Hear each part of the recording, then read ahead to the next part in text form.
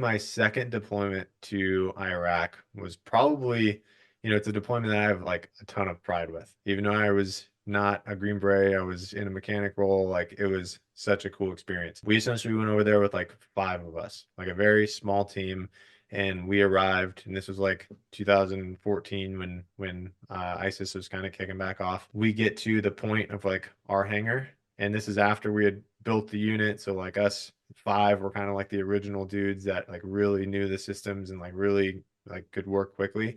And we get to this place where we thought there was going to be a hangar and airplanes and all this stuff, and there's absolutely nothing. And we're like, where's the hangar and like all of the stuff? And they're like in those two connexes over there. We had to build an entire 150-foot hangar. We did all the carpentry. We built offices where we hung and established a tactical operations center.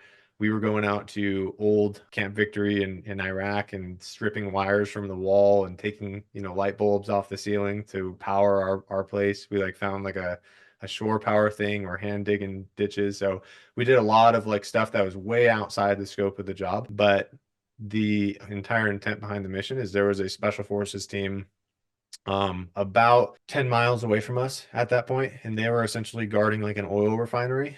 And ISIS was hitting these guys like every night. Like these guys were getting in ticks, so in troops in contact, getting in firefights every night.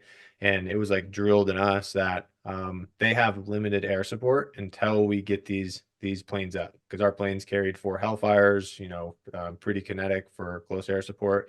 And we were one of the only ones in country at that time. So we got there in November, and I think we worked like 18, 20-hour days for 6 weeks straight. And like on Christmas is when we had our first flight. It was just pretty Wow, cool.